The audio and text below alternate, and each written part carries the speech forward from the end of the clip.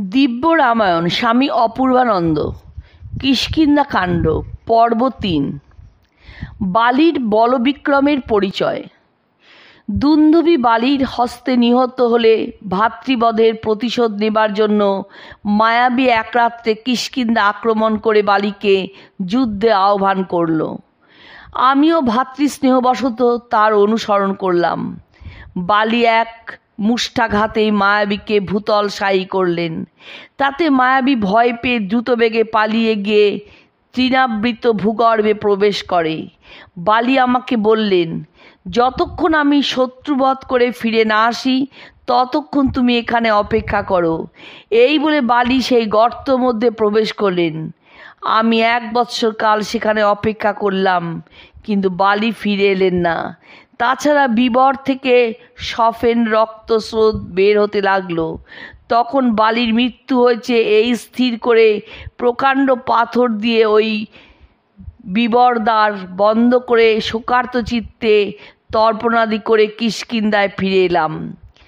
মন্ত্রীগণ সব শুনে আমার অনিচ্ছা সত্ত্বেও আমাকে রাজপথে অভিষিক্ত করলেন।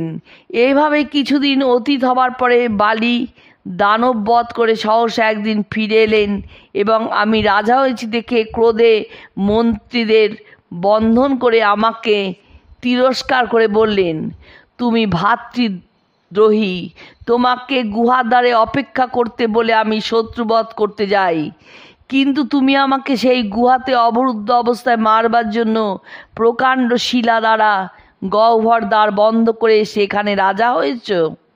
আমি 1 বৎসর পরে শত্রুর সন্ধান পেয়ে তাকে সব অংশে নিধন করে ফিরে এসে দেখি গুহাদ্বার বন্ধ। অনেক কষ্টে পদাঘাতে শিলা সরিয়ে গহ্বর থেকে বেরিয়ে এখানে এসেছি। তুমি রাজ্যলোভী হয়ে আমাকে মারবার চক্রান্ত করেছিলে, তোমাকে আমি বধ করব। আমি রাজমুকুট সহ পরিণত হয়ে ক্ষমা ভিক্ষা করে বললাম, তুমি জ্যেষ্ঠ ভ্রাতা, নিরাপদে ফিরে এসেছ, তাতে আমি আনন্দিত। এই ছত্র চামর গ্রহণ করে রাজ্য শাসন করো, আমি তোমার সেবক হয়ে থাকব। কিন্তু তিনি তা কিছুতেই বিশ্বাস না করে আমাকে গালি দিতে দিতে 1 বৎসরে বিতাড়িত করেছেন। সে অবধি আমি নিরাশ্রয়ের ন্যায় নানা স্থান ঘুরে ভয়ার্ত প্রাণে এই ঋষ্যমুখ পর্বতে আশ্রয় নিয়ে প্রাণ রক্ষা করছি। বালি আমার পরম শত্রু, তিনি নিহত হলেই আমার সব দুঃখের অবসান হয়। কিন্তু বালি যুদ্ধে অপ্রতিদ্বন্দ্বী ও অমিত বলশালী। এই যে সামনে সপ্ত শাখাপত্রযুক্ত বিশাল শাল গাছগুলি দেখছ, বালি এদের কম্পিত করে নিষ্পত্র করতে পারেন।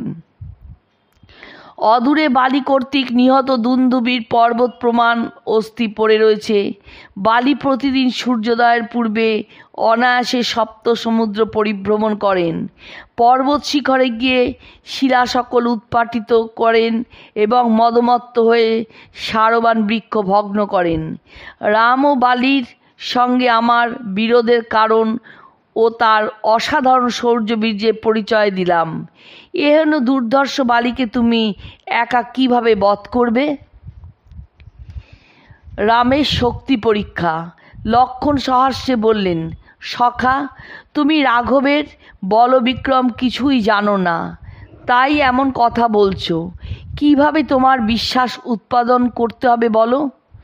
তখন সুগ্রীব লক্ষ্মণকে বললেন, রাম যদি দুন্দুভির অস্থিপঞ্জর 1 পায়ে করে 200 ধনু দূরে ফেলতে পারেন, তখন বুঝব যে এর বালিবধের শক্তি আছে।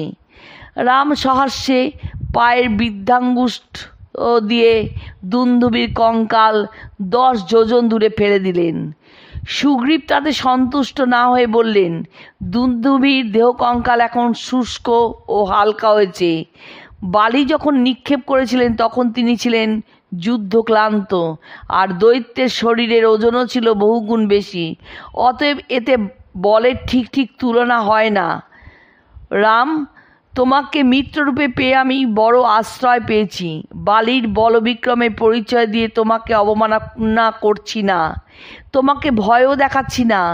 বালির অমিত বলবীর্যের কথা স্মরণ করে আমি বিশেষ কাতর হয়েছি।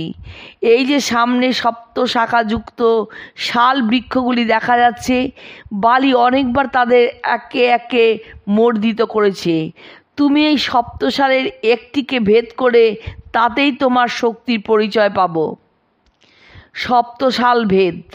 সুগ্রীবের কথা শুনে রাম হাসতে হাসতে ধনুকে একটি ভয়ঙ্কর স্বর যোজনা করে আকণ্ঠ জ্যা আকর্ষণ করে স্বরমোচন করলেন। ওই স্বর চকিতে সপ্তশাল ভেদ ও পর্বত বিদীর্ণ করে ভূমিতে প্রবেশ করল এবং তখনই রামের তুনিরে ফিরে এলো। তা দেখে বিস্মিত সুগ্রীব রামচন্দ্রকে প্রণাম করে বললেন, সখে, বালি তো সামান্য, তুমি ইন্দ্রাদি দেবগণকে বধ করতে সমর্থ। তোমাকে বন্ধুরূপে পেয়ে আমার অন্তর ভয়শূন্য হয়েছে। তুমি আজই বালিকে বধ করে আমার পরম উপকার করো। পরে রাম সুগ্রীবকে আলিঙ্গন করে বললেন, তোমার ইচ্ছাই পূর্ণ হবে। এখন আমরা কিষ্কিন্ধায় যাই, চলো। তুমি গিয়ে বালিকে যুদ্ধে আহ্বান করবে। কিষ্কিন্ধায় গমন ও বালি সুগ্রীবের যুদ্ধ।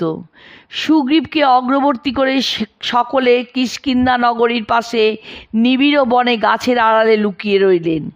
সুগ্রীব তার বস্ত্র দৃঢ় কটিবদ্ধ করে তড়িৎ বেগে বেরিয়ে এসে স্পর্ধা সহকারে ভীষণ গর্জন করে বালিকে যুদ্ধে আহ্বান করতে লাগলেন।